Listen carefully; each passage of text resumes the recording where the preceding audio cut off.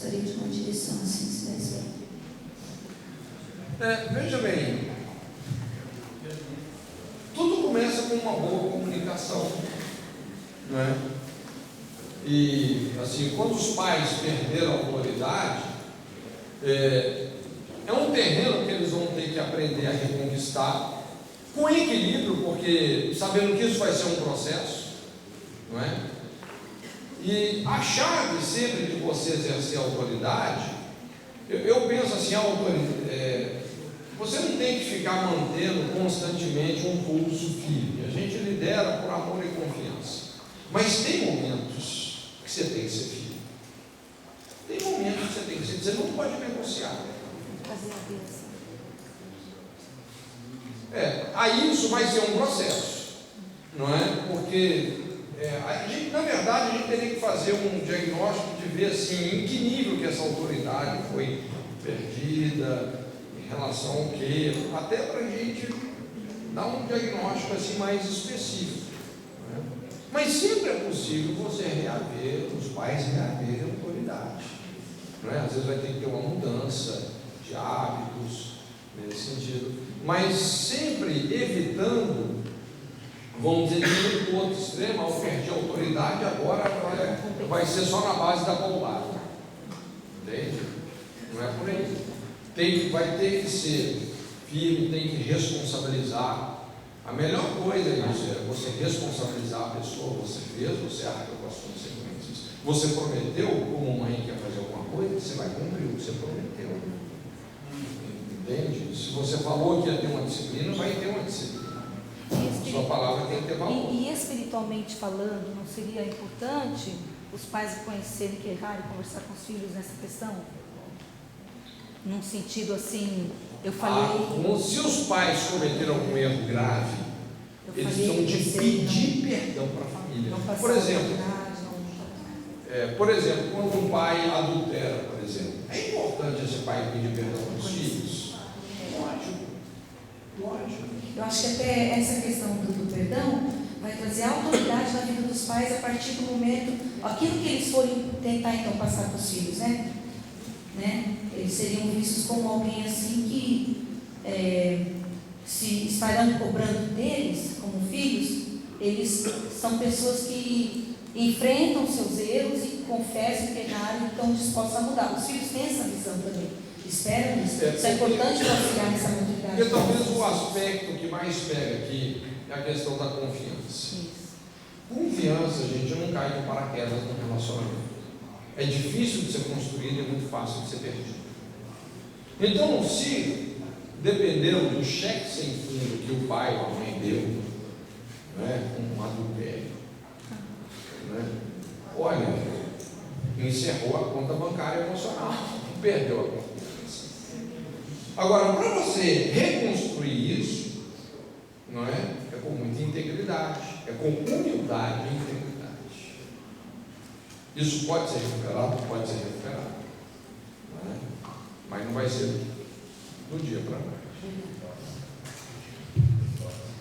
Essa família também, gente, ela tem pontos positivos e tem pontos negativos, Os pontos positivos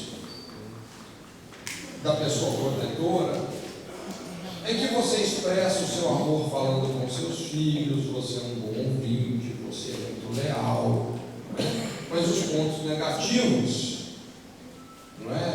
você não é firme bastante. O não tem que significar não, Muitas vezes fala não, mas o não é não. Você necessita colocar sua própria família acima de tudo e de todos, inclusive Deus. Isso é um ponto negativo, Então, os princípios de Deus são mais importantes que as pessoas, gente, Se os princípios de Deus não fossem mais importantes que as pessoas, não haveria inferno. Vai todo mundo para o céu. Relacionamento é mais importante. Não. Mas Deus tem leis, Deus tem princípios. E ninguém está acima disso. Então, é interessante também esse modelo de família, Sobre essa família aí ficou claro? Tranquilo? E a última família, então, que é a família aglutinada. A tribo.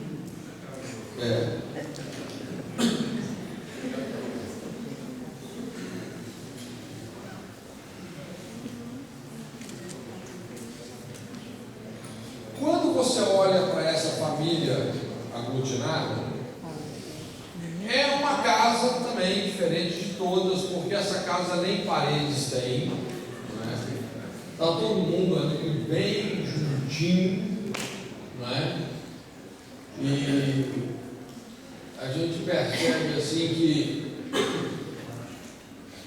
é um lar onde o olhar dos filhos estão para os pais, e os pais ali abraçados com os filhos, né? Tem uma linguagem nisso, nós vamos ver, de muito controle, não é? Uma das mensagens mais fortes aqui é esse controle dentro daquela cultura familiar que foi estabelecida. Então nós vamos ver que o grande lema dessa família é esse: agrade a todos para ser aceito. Agradar a família, agradar o sistema cultural que está estabelecido ali. Então essa família tem relacionamentos extremamente íntimos, onde a lealdade é exigida. Lar e família é o que importa. Nenhum espaço particular é permitido, e o tempo que se tira para si é o mínimo possível, não é? Então nessa família aqui ninguém vai pensar em tirar um tempo para si, né, para desenvolver a sua individualidade. Querer desenvolver a individualidade pode ser interpretado como deslealdade. Então os pais muitas vezes até desencorajam os filhos a terem amigos muito íntimos. Não, família é tudo, é o que importa. Os filhos são mantidos na linha pelos pais, que fazem com que eles se sintam mal cada vez que eles agem independentemente, né? Então todas as vezes que um filho toma uma decisão sozinho, os pais fazem questão de reprovar isso, né? E isso impede com que eles desenvolvam autoconfiança. Os filhos desistem da sua individualidade em troca de agradar os pais. Isso é bem característico aqui. Os filhos acabam abrindo mão de ter o seu espaço, ter a sua individualidade, pensar por eles mesmos. Por quê? Porque eles querem agradar os pais, né? Os filhos estão sempre ansiosos, tentando agradar uns aos outros para serem aceitos, né? Então, quando a gente olha para esse casamento, normalmente é um casamento caracterizado por possessividade, né? Possessividade, quase que é um casamento a quatro, né? Uma cumplicidade amoral e abuso. Essas coisas sempre andam muito juntas, não é? Então qualquer coisa assim, um marido controla a vida da esposa, a esposa fica controlando a vida do marido, uma possessividade mesmo, não é? Que se a esposa não falou com o marido onde ia, rapaz, o mundo vai acabar por causa disso, não é? Então, muito controle, e essa cumplicidade amoral, onde muitas vezes um não confronta o outro, não é? Apoia a pessoa, mesmo que ela fez uma coisa errada, ela apoia. Por isso que esse lar, esse tipo de família, gente, é o ambiente predileto para o incesto, não é? Eu não sei quantos conhecem o norte do país, principalmente a cultura dos ribeirinhos, cultura indígena, não é? É mais ou menos assim, um sistema onde ninguém tem intimidade. Você imagina uma casa sem compartimentos, onde muitas vezes os pais estão tendo acesso à intimidade dos filhos, os filhos estão tendo acesso à intimidade dos pais, não é? Agora imagina um lar desse, que esse pai às vezes é um alcoólatra, está vendo a filha mocinha trocar de roupa, não é? Daqui a pouco ele se sente no direito de ser o primeiro homem na vida dessa mocinha. Aí começam essas culturas que tem.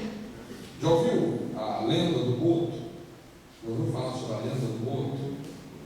Que a menina de 13 anos aparece grávida. Aí fala, não foi o boto. Mas quem que é o boto? É o pai. Então, isso é muito comum, a perversão sexual em muitas tribos do Amazonas, gente. É um negócio que você não imagina, é um negócio terrível.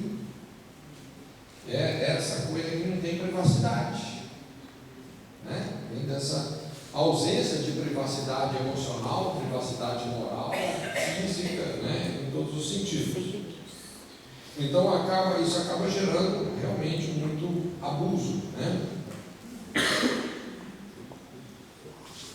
Então, para a gente elaborar um pouquinho melhor, tratando dessas 5 questões, a família aglutinada, ela mostra-se muito íntima nos relacionamentos uns com os outros. Ninguém nessa família é apto para pensar ou posicionar sozinho. Qualquer um que tenta se posicionar sozinho é visto como desleal, não é? A fulano está traindo a família. Então, às vezes, a família se reúne para aquele momento de comunhão. Por exemplo, eu já conheci famílias que se reuniam só para beber, todo mundo ali bebendo. No dia que um converte, não participa daquela roda, fulano traiu a família. Desaglutinou, né? Desaglutinar é trair a família. A vida familiar parece feliz para os de fora, eles são cooperativos, satisfeitos uns para com os outros, mas são os pais que são extremamente possessivos com os filhos, né? E eles se satisfazem controlando toda a vida dos filhos. Há uma possessividade tão grande que quando a mãe e o pai falam sobre a vida escolar do filho, ele narra a situação como se ele estivesse estudando no lugar do filho. Entende? De tão aglutinado, tão identificado que está ali com o filho. E os filhos estão tão fortemente controlados pelos pais, é um controle mental, cultural tão forte que eles não se sentem livres para fazer alguma coisa por eles mesmos, não é? Então eles sempre são pegos na metade desse sentido. Quando eles têm uma ideia nova e eles querem fazer, se empolgam com aquilo, mas daqui a pouco desiste porque não tem o amém de toda a família. Então, adolescentes numa família continuada, eles são mantidos na linha pelos pais, que fazem com que eles se sintam constrangidos, né? Todas as vezes que eles querem assumir a sua individualidade. E, então, nessa família não é muito seguro você discordar. Você sempre tem que ser aquele burrinho de presépio, né? Concorda e tal, ficar todo mundo satisfeito. Limites ou individualidade não existe. A experiência de vida de cada um é quase que a totalidade da sobreposição da experiência de vida de todos. Todo mundo sabe da vida de todo mundo. E esses filhos muitas vezes se sentem sufocados na família, sentem-se amedrontados em dizer não aos outros ou por querer ir embora. A disciplina aí pode vir na forma de longos sermões, né? Os filhos são ensinados informalmente a não pensarem por si mesmos, não exercendo discernimento, pensamento crítico. E na fase adulta, esses filhos vão ter uma dificuldade muito grande de deixar o lar, né? Então, se casarem e ter seus próprios filhos, não os desconectam daquele controle, daquele sistema familiar, onde eles ainda sentem que eles pertencem, né? Então, não é comum para esses filhos sempre se ver nesse conflito, onde os pais estão entre eles e o cônjuge, né? Eles não sabem, puxa vida, quem que eu dou ouvidos? Ao meu cônjuge ou aos meus pais?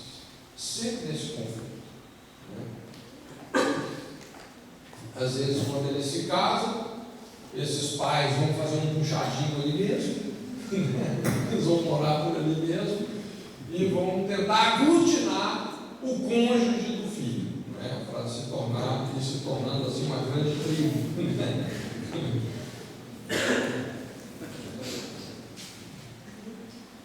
E é aqui, como eu disse, que começa a acontecer realmente muito abuso, porque vai morando todo mundo perto, um do outro, não tem privacidade, o banheiro ali todo mundo usa, e daqui a pouco começa a acontecer as situações, né? Então é um negócio difícil.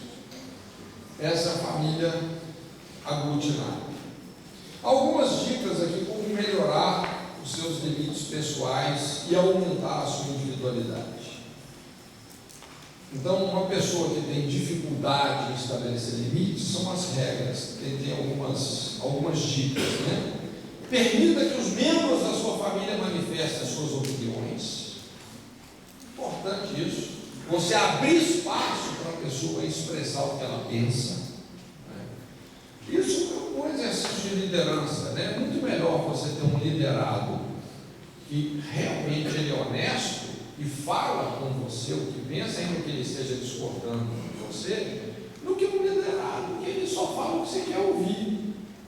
Aquela famosa submissão cega, surda, muda e burra, não é? A pessoa só fala o que você quer ouvir, não é? Agora, quando a pessoa discorda de você, olha, essa é a pessoa que te ama. Às vezes é a pessoa que você precisa do seu lado. Entende? Assegure-se de que podem haver discordâncias sem medo de crítica, rejeição ou ser ignorado. Importante a gente estar aberto para as discordâncias. Encoraje os membros da família a raciocinarem por eles mesmos. Não tome decisões no lugar deles, né? Aliás, um princípio tremendo de criação de filhos e de discipulado é você não tomar decisões no lugar das pessoas. Nem que a pessoa a decisão que vai ser a melhor, mas deixa ela tomar, depois você vai ajudando. Não é? Tem pessoa, e aconselhamento é muito comum, porque a pessoa, ela te procura o quê? Para que você tome a decisão no lugar dela. Pastor, o que eu tenho que fazer? E se você toma a decisão no lugar dela, você está sonegando a ela o dever de ouvir a Deus, de depender de Deus, de exercitar a sua racionalidade, não é? Você está investindo nessa pessoa ou você está subtraindo dela? Você está cooperando com a imaturidade, você está cooperando com a imaturidade, não é? Então tem gente que me procura e fala, pô, o que eu tenho que fazer? Cara, nem se eu soubesse eu te diria. Vai orar, vai buscar Deus, vai pensa sobre isso, amadurece uma ideia, volta, a gente vai conversando, né? Ajude os membros da família a descobrir e investirem nos seus dons e habilidades. Isso é muito importante, não é? Tem pais que eles fazem esse estupro vocacional com os filhos. Você vai ter que ser um advogado, mas o cara não é um advogado. Ele não quer ser, ele detesta aquilo. Eu estou até, assim, tem um rapaz assim lá na base, formou em advocacia, mas ele formou porque o pai o obrigou. Ele não quer ser advogado já. Entendeu? Então, o que a gente tem que fazer? Investe no dom do seu filho. Essa inteligência vocacional é a chave para você não entrar num caminho de depressão, né? Porque quando você faz o que gosta e gosta do que faz, esse é um dos segredos realmente de uma vida realizada. Então, qual é a habilidade que o seu filho tem? Ajude ele a descobrir isso, investe nisso. Estabeleça os limites dos seus filhos, estabelecendo consequências, sem usar chantagens que produzem culpa ou medo, né? Não deixe os seus filhos transferir a responsabilidade deles para você, né? Não permita isso. Respeite uns aos outros incondicionalmente, independentemente das escolhas que eles fazem, né? Entenda as escolhas apropriadas à idade, force a barra, né? E seja consistente e coerente em colocar limites para os seus filhos, pela importância deles aprenderem a ouvir o não, ouvir o espera, colocar os limites. Então aí, gente, nós temos todos esses tipos de família, né? Vou voltar aqui.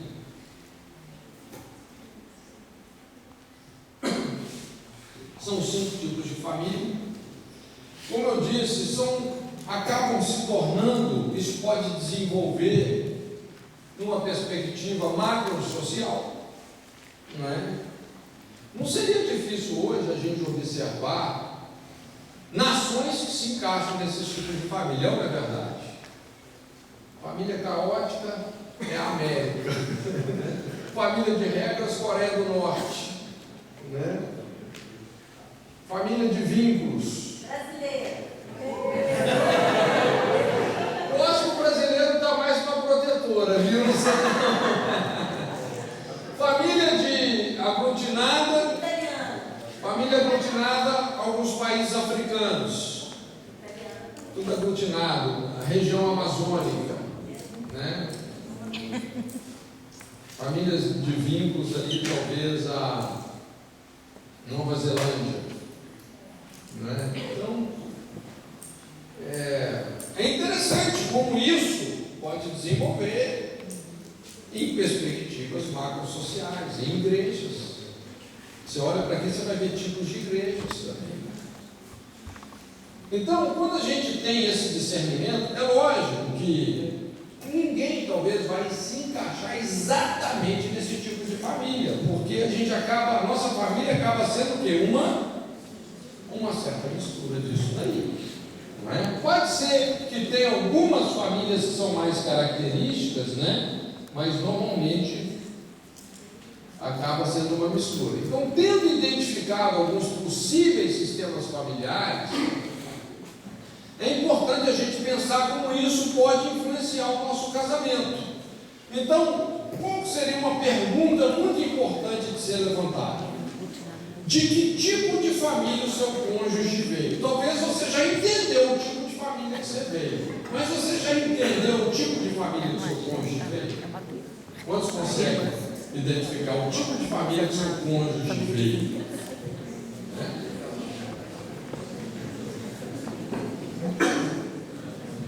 Quando nós entendemos que o outro veio de um sistema familiar diferente do nosso, fica mais fácil desenvolver um relacionamento, não é? Então, imagina, por exemplo,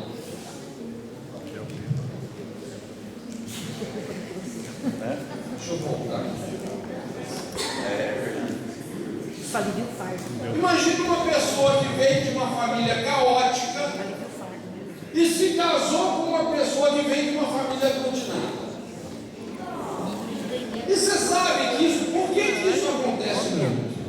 Porque o cara que veio de uma família caótica, quando ele conhece alguém que veio de uma família aglutinada, que abraça, que trata ele tão bem, não é? Ele quer isso. E você sabe que muitas vezes dá certo. Mas tem conflitos.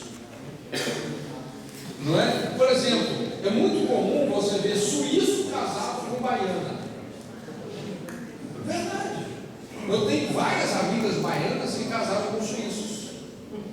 Quando o suíço, que é aquela cultura mais fria, assim, cada um na sua, conhece uma baiana, rapaz, a cara demora. Rapaz, um cara apaixonado. Fogosa e tal, né, amorosa, expansiva. Não, é verdade. Mas às vezes vão ter conflitos, porque a pessoa que vem da família caótica, ele idolatra a independência dele, e já a outra fica com ciúme porque o cara não está dando tanta atenção. Já viu que eu meu amor, você não me ama, você não é romântico, você não é romântico. Aí vem aquele tanto de cobrança, e às vezes o cara é uma pedra de gelo, porque ele vem de um sistema caótico. Então, esse tipo de conflito pode, inclusive, colocar um casamento em risco. Uma pessoa que vem de uma família de regras, normalmente quem vem de família de regras, gente, é conflito com qualquer família que casa.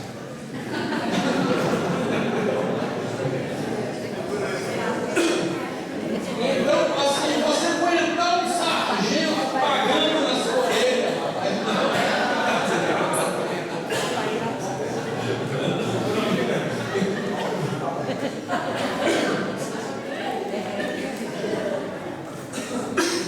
então nós poderíamos fazer várias simulações aqui, você entende? Oi?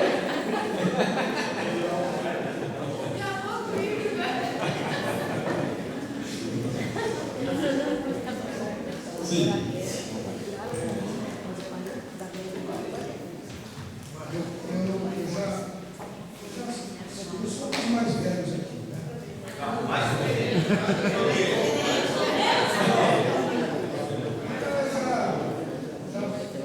em muitas situações eu percebi, já conheço. Uma das coisas que eu posso falar aqui, que eu observei, é o seguinte: por exemplo, uma pessoa que foi educada numa família cheia de regras, né?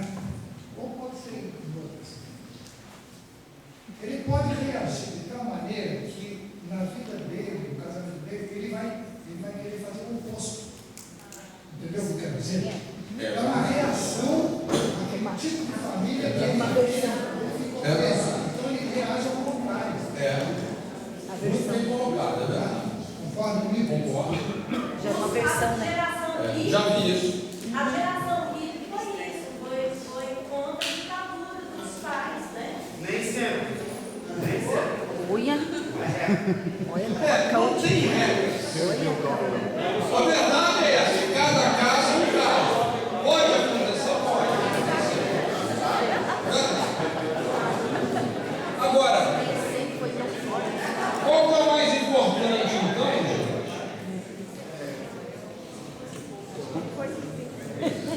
Primeiro é a gente discernir o nosso sistema familiar. Então é um questionáriozinho que nos ajuda a fazer um diagnóstico. Marque os comentários que forem difíceis para você. O que você tem? Qual que é a sua maior dificuldade? Sentir mais conectado com os seus filhos. Tem pais que conseguem se sentir muito conectado com os filhos, porque tem uma intimidade maior. Deixar que os filhos explorem o mundo. Tem gente que os filhos não podem nem botar a cara na janela, né? Deixar meus filhos terem privacidade. Deixar meus filhos fazerem as coisas por eles mesmos. Colocar limites. Ser o mesmo em relação a eles todos os dias. Lidar com a ira e discordâncias de uma maneira adequada. Tem gente que não consegue, né? O filho tem uma atitude errada, ele realmente tem uma mais errada ainda que o filho teve. Dar atenção quando os meus filhos precisam de mim. Mostrar aos filhos que os outros também têm sentimentos. Suportar as atividades e barulhos dos nossos filhos. Desenvolver nos nossos filhos a habilidade de pensar. Ajudar os nossos filhos a entender e lidar com os seus sentimentos ou alguma outra dificuldade. Então,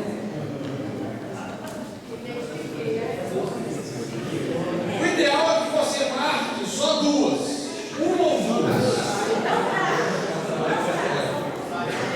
Uma ou duas.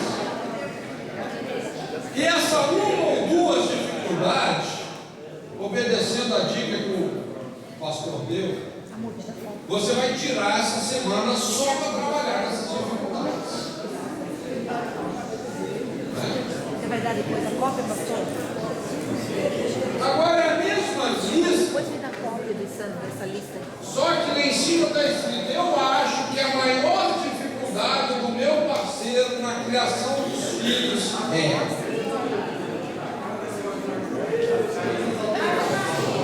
a mesma lista. É a mesma lista. Então o que nós vamos fazer agora para a gente fechar o nosso tempo? Nós vamos dividir em grupos de 2 casais. Você pode escolher casal para ver se tem a maior afinidade. Você pode fazer sua panelinha. Não tem problema fazer sua panelinha, se você quiser. Mas é só 2 casais.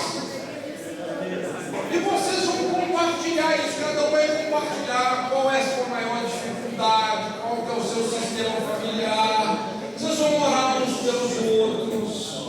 Vocês vão dar uma discutida aí em cima disso, amadurecer essas ideias. Como dar soluções para os conflitos que estão acontecendo, não é? Então você vai poder falar do seu sistema familiar, de como você enxerga o sistema familiar do seu cônjuge, ok? Orando uns pelos outros. São 2 opções excelentes. As 2 mais importantes. Mas vamos dividir então. Ninguém é obrigado a participar não, mas sinta-se à vontade.